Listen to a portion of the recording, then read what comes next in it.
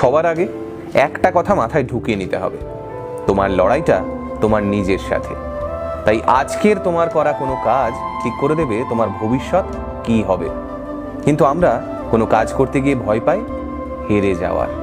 আচ্ছা, একটা কথা বলো তো, ফেইল শব্দটার অর্থ কি? তোমরা হয়তো অনেকেই বলবে ফেইল মানে হেরে যাওয়া, মানে অসফল হওয়া।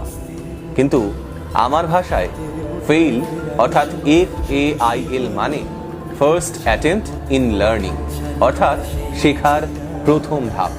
তুমি যদি শেখার প্রথম ধাপে অসফল না হও, তাহলে সাফল্যের আনন্দ পাবে কি করে?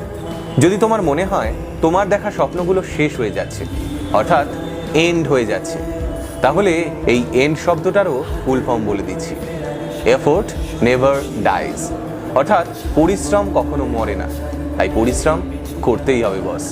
তোমার খারাপ সময় কেউ তোমার পাশে এসে দাঁড়িয়ে বলবে না, চল আমি তোকে তোর খারাপ সময় থেকে বের করে নিয়ে যেতে এসেছি। যা করার তা তোমাকে নিজেকেই করতে হবে।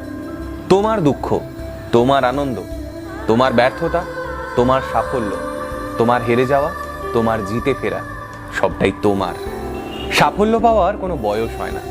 তুমি হয়তো দেখছো তোমার সহপাঠীরা, মানে একসময় যারা তোমার সঙ্গে কলেজে পড়েছে, আজ মাসে 40-50 হাজার টাকা এমনি রোজগার করছে, আর তোমার সেই টাকা রোজগার করতে 6-7 মাস লেগে যাচ্ছে। তার মানে কি তুমি হেরে যাচ্ছ? না বস।